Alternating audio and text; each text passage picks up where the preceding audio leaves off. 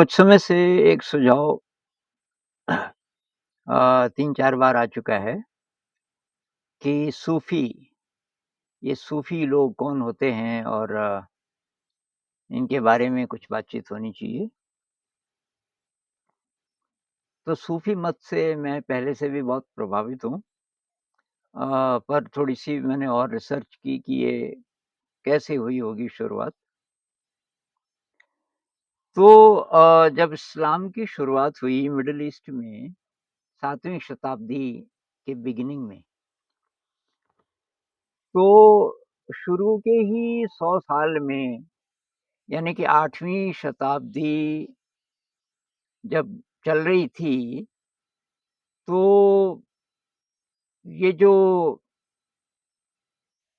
राजवंश के लोग थे, इस्लाम इस्लाम धर्म बहुत तेज़ी से फैला, उनका साम्राज्य बहुत तेज़ी से फैलने लगा, इस्लामी सभ्यता। तो जो धनी वर्ग था और जो राजवंश था, वो लोग बहुत तेज़ी से मटेरियलिस्टिक होते जा रहे थे। शान-ओ-शौकत से रहना, बहुत आलीशान ढंग से रहना इत्यादि। और जो कुरान की जो असली बात है, शायद उससे थोड़ा-थोड़ा दूर जाने लग गए थे। तो वहाँ से छिटपुट शुरुआत हुई। ये जो सूफ़ी संत हैं, अ, इन्होंने बोला कि भई अ, जो असली चीज़ है इस्लाम में, इस्लाम की जो असली शिक्षा है, वो ये है कि आपका जो अंतर्मन है, वो शुद्ध कैसे हो। अंतर्मन की शुद्धि का रास्ता इसमें है मुख्य, ताकि मनुष्य और परमात्मा के बीच जो अज्ञानता का पर्दा है, वो हट सके। लेकिन इससे ये लोग दूर जाते जा रहे थे, जो धनी वर्ग था। और 11वीं शताब्दी तक आते-आते तो ये भौतिकवाद बहुत ज़्यादा बढ़ गया। ये धनी वर्ग हो या राजवंश वाले जो लोग हैं, बहुत ज़्यादा भौतिकवादी होने लगे। तो उस समय ये जो सूफ़ी मत है, ये बहुत तेज़ी से बढ़ा। और सूफ़ी मत को से सब प्रभावित हुए।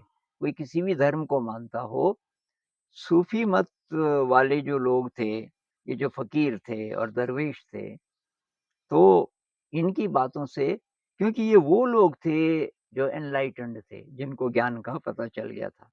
इसी में बाद में कबीर हुए, इसी अ, धारा में।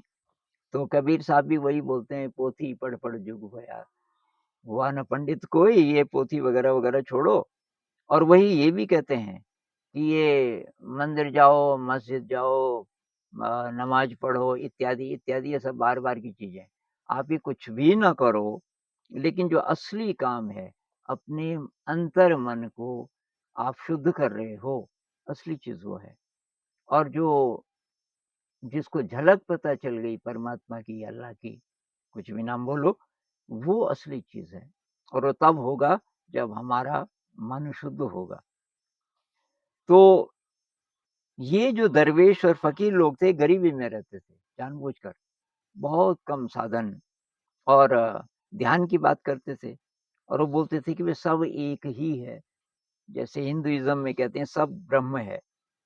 और वो बोलते थे खुद को जान लिया, तो रब को जान लिया। वो जो परमात्मा है, उसको जानने का रास्ता है कि आप खुद को जान गए। खुद को जानने का रास्ता है पहले अपने मन को शुद्ध करो। ये जो बार-बार की जो दौड़ है मन की, भौतिकवाद की, इससे हट के अपने अंदर की तरफ ध्यान लगाओ। तो ये रूमी एक बहुत बड़े अ माने जाते हैं सूफ़ी। और बाद में तो और भी बहुत सारे हुए। तो रूमी जी की मैं 1-2 चीज़ें पढ़ देता हूँ। ये बहुत उच्च कोटि के कवि भी थे और इन्होंने फ़ारसी भाषा में ज़्यादा लिखा।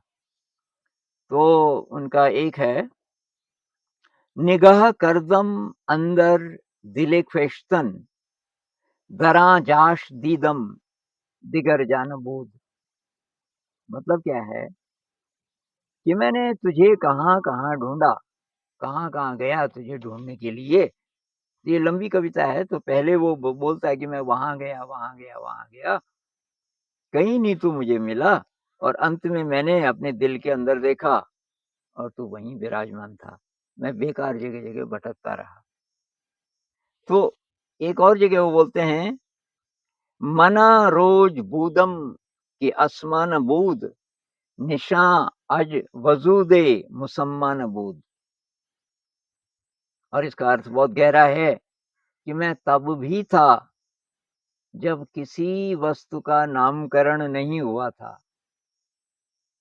जब कोई वस्तु ही नहीं थी, जब कोई चीज नहीं थी, जब कोई नाम नहीं था, मैं तब भी था।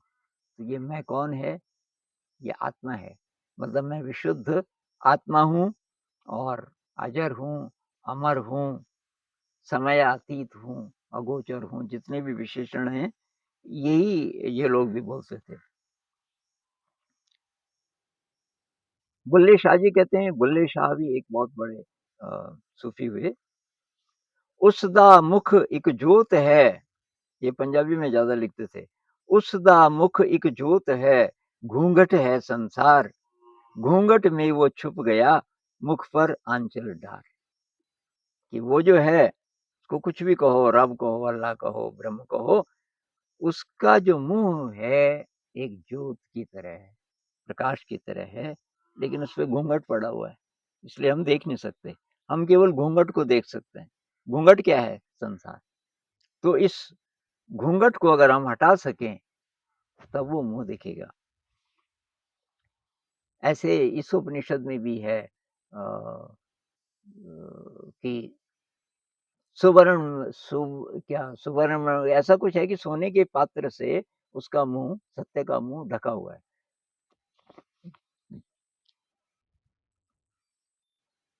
हिरणमयेन पात्रेण, अब याद आया मुझे, हिरणमयेन पात्रेण सत्यस्यापि हितं मुखम। सत्य का मुंह जो है वो सोने के पात्र से ढका हुआ है। तो सोना मतलब ये चमक दमक, बाहरी जो चमक दमक है, उसको जब हम हटाएंगे तब सत्य के दर्शन होंगे। और ये लोग जानबूझ करके ऐसी चीजों का भी इस्तेमाल करते थे जो कि आमतौर पे हिंदू धर्म के साथ जिनका एसोसिएशन होता है, जैसे कि कृष्ण भगवान। तो कृष्ण भगवान के बारे में एक आदिल आदिल एक हैं सूफी, वो बोल रहे हैं, आदिल सुजान रूप गुण के निधान कान्ह, बांसुरी बजाए तन तपन बुझावरे, नंद के किशोर चित्त चोर मोर पंख वाले, बंशी वाले सांवरे, पियारे इत आवरे। तो ये कविता है, और इसमें कृष्ण के बारे में बोल रहे हैं। तो सूफी लोगों ने एक बहुत बड़ा काम किया हिंदू और मुसलमानों को एक करने का, जो कि बाद में नानक जी ने भी बहुत किया, नानक जी ने और कबीर जी ने। तो कबीर साहब को अभी भी कबीर पंथी जिनको बोलते हैं, उसमें हिंदू भी है, मुसलमान भी है। उसी प्रकार से नानक जी को केवल सरदार लोग या केवल हिंदू लोग नहीं मानते, मुसलमान लोग भी मानते हैं। और ये इन लोगों ने बहुत ज्यादा काम किया इंसान को इंसान से मिलाने का। और ये जो इस्लाम फैला बहुत तेजी से, उसके पीछे इन लोगों का भी हाथ है, क्योंकि ये घूमते रहते थे, जगह जगह संदेश देते थे, और अ, उसके कारण कोई किसी भी धर्म को मानता हो, इनसे जरूर प्रभावित हो जाते थे। तो इनका अंत में कि मैसेज क्या है? मैसेज है कि फना हो जाओ, फना हो जाओ। फना का मतलब आपका जो सेल्फ है, आई है, अहंकार है, उसको खत्म कर दो। उसको अगर आप खत्म कर दोगे, तो तब आप इस संसार में कैसे जियोगे? बिना अहंकार के। क्योंकि आपका सेल्फ एकदम शुद्ध हो गया, और संसार की कोई भी गंदगी, कोई लालच, काम वासना अब इसको छू नहीं सकता। तो एक प्रकार से सहज समाधि की स्थिति तक पहुंचना है। आप समाधि में हैं, हायर सेल्फ के साथ हैं, लेकिन आप संसार में सब कुछ कर रहे हैं। ये इनका मैसेज है। तो कुछ और ये जो सूफ़ी लोगों के मैं कुछ पोएट्री पढ़ देता हूँ। एक हैं असलम माजिद, ये क्या कहते हैं, सब तल्ख़ियाँ ज़माने की दिल भूलने लगा, तीरे निगाह यार की मीठी चुभन के बाद। जब से कि यार से आँखें मिली, तो मन में मीठी-मीठी चुभन होने लगी और बस जब से ये चुभन होने लगी, तो ज़माने की जितनी तल्ख़ियाँ हैं, समझ लो जितने दुःख हैं, ज़माने के जितने दुःख दर्द हैं, प्रॉब्लम्स हैं, सब खत्म हो गई मेरी। क्योंकि बस वो जो नज़र मिली, नज़र जो मिली, उससे ये संसार का सारा गम खत्म। और ऐसी ही एक और कविता भी है, प्रेम पियाला जब से पिया है, जी का है ये हाल, अंगारों पे नींद आ जाए, काँटों पे आराम। तो ये अब कोई प्रॉब्लम नहीं कि ज़िंदगी अंगारे जैसी बन गई, रास्ता काँटों से भर गया, कोई फ़र्क नहीं पड़ता, क्योंकि प्रेम पियाला पी लिया, जो अ, परमात्मा का जो अमृत का प्याला है, वो पी लिया। तो एक और, एक और जो मुझे बहुत पसंद आया, ये है फ़िराक जलालपुरी जी का। ये ज़्यादा पुराने नहीं हैं, अभी 1982 में इनकी डेथ हुई, तो अभी हाल ही के हैं। तो ये क्या कहते हैं, तो इधर-उधर की ना बात कर, ये बता कि काफ़िला क्यों लूटा? मुझे रहजनों से गिला नहीं, तेरी रहबरी का सवाल है। रहबर मतलब मार्गदर्शक। भई मार्गदर्शन तो तू कर रहा था ना, तेरे नेतृत्व में काफ़िला जा रहा था और वो भटक गया काफ़िला, तभी लूटता है। तो कि जो रहजन हैं, जिन्होंने लूटा, लुटेरे, उनसे मुझे कोई शिकायत नहीं है, उनका तो काम ही है लूटना। लेकिन काफ़िला भटका कैसे जब नेतृत्व तेरा था? तो क्या कहना चाहते होंगे? तो ये एनडी वाले बोलते हैं ना, नियर डेथ एक्सपीरियंस वाले, कि जब इंसान मर जाता है, तो तब वो उसको पूछते हैं, भई कैसी ज़िंदगी जी तूने? तो ये तो नहीं कि सब दौलत लुटा दी। काफ़िला लूटा मतलब ये जो रहबर था, हमारे अंदर जो विवेक है, जो हमको गाइड करता है, वो हमें मटेरियल जगत की तरफ ले गया। जाना था आध्यात्म की तरफ और वो ले गया संसार की तरफ। तो वहाँ जो भी हमारी जो आध्यात्मिक तलाश थी, आध्यात्मिक दौलत थी, अ, पिछले कर्मों का पुण्य था, स्वाध्याय था, अच्छी बुद्धि थी, वो सब ये था माल, माल लूट गया, काफ़िला लूट गया। जो अच्छी चीज़ें थी हमारी, जो परमात्मा की तरफ ले जाती हैं, याद दिलाती हैं, उसमें क्रिएटिविटी है, इंस्पायरिंग म्यूज़िक है, जिज्ञासा है, पराक्रम है, शील है, पारमिताएँ हैं, निस्वार्थ सेवा का भाव है, ये सब, ये सब थी दौलत। अब संसार में लिप्त हो गया, ये सारी दौलत लुटा दी तूने। तो इधर-उधर की ना बात कर, ये बता कि काफ़िला क्यों लूटा? देवता लोग कभी हमसे पूछेंगे, मुझे रहजनों से गिला नहीं, तेरी रहबरी का सवाल है। ये इधर-उधर की बात क्या, कि ये ऐसा था, इसलिए हुआ, उसलिए हुआ, वगैरह-वगैरह, ये सब फालतू की बात है। क्योंकि तेरा विवेक कहाँ चला गया था?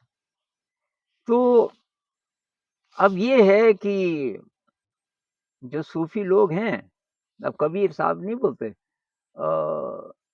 वो पंडितों के भी खिलाफ बोल देते हैं और ये जो अपने जो इस्लामी उसमें जो जो होते हैं ख़ास-ख़ास लोग, धार्मिक, उनके भी खिलाफ बोल देते हैं। मंदिर मस्जिद में बेकार जा रहे हो, इसके भी खिलाफ बोल देते हैं, तो पसंद कौन करेगा? तो ये सूफ़ी लोगों को भी बहुत ज़्यादा झेलना पड़ता है। ना हिंदू हिंदू तो ख़ैर, पर मुसलमान लोग उनको पसंद नहीं करते, ना हिंदू पसंद करते। कबीर साहब के साथ भी ऐसा था। जो करते हैं वो तो करते हैं। लेकिन लेकिन अभी भी दुनिया के बहुत सारे जगहों पे इनको बहुत लोग मानते हैं तो वर्तमान में ज़्यादातर संख्या में कहाँ हैं, तो कुछ देशों के मैं नाम बताता हूँ। तो Cyprus, Greece, Albania, Bulgaria, Bosnia, America, इन सब में काफ़ी मात्रा में सूफ़ी हैं। और अफ्रीका के ये देश, Egypt, Tunisia, Algeria, Sudan, Morocco और सेनेगल। तो सेनेगल में सबसे ज़्यादा, सेनेगल ये अफ्रीका में है, ये वाला, ये जो लाल है, ये अफ्रीका में, ये सेनेगल देश है। तो जो सेनेगल है, इसमें ज़्यादातर मुसलमान रहते हैं और उनमें से 95% सूफ़ी मत वाले हैं। और ये महिलाओं को भी काफ़ी प्रोत्साहित करते हैं, महिलाएँ भी आगे हैं। ये नहीं कि महिलाएँ पुरुषों से पीछे हों, सेनेगल में महिलाएँ भी बहुत ज़्यादा आगे हैं। तो मुख्य बात तो ये है, और इसमें ये जो फ़ना होने की बात है, ये मुझे बहुत ही अच्छी लगी। इसका एक रूप ये है, ये लोग प्रेम की कविताएँ ज़्यादा बोलते हैं और ये बोलते हैं कि प्रेम में जो असली प्रेमी है वो फ़ना हो जाता है। फ़ना होने का मतलब है मिट जाता है, उसका जो आई है, जो मैं है, वो समाप्त हो जाता है। और वो इस हद तक समाप्त हो जाता है कि उसको प्रेमिका की, जो सांसारिक प्रेमिका है, उसकी भी चाह खत्म हो जाए। और बस जब आई खत्म हो जाए तो समाधि में चला गया। तो तब उसका लेना-देना सीधे हायर सेल्फ से, हायर सेल्फ से कह लो, अल्लाह से कह लो, ब्रह्म से कह लो। तो वो कहते हैं कि संसार में रहते हुए हमको फ़ना होना सीखना है, आई को ख़त्म करना सीखना है, अपने अंतर्मन को शुद्ध करना सीखना है, ताकि हम परमात्मा की ओर बढ़ सकें। और सारे धर्म, कोई भी धर्म हो, कोई फ़र्क नहीं पड़ता। इंसान मूलतः एक ही जैसा है। ये जो मैसेज है, इंसान मूलतः एक ही जैसा है, इस मैसेज की ज़रूरत है आज के दिन। क्योंकि आए दिन आप सुनते हैं धर्म के नाम पे झगड़े। भई धर्म तो इंसान को मिलाने के लिए था, उसके भी नाम पे झगड़े। तो जो असली जो आत्मा है धर्म की, वो ये लोग छू नहीं पाए। धर्म के नाम पे झगड़ा वही कर सकता है जिसको असली धर्म का पता ना हो। तो हमें सूफी लोगों से सीखना चाहिए कि भाई असली क्या चीज़ है।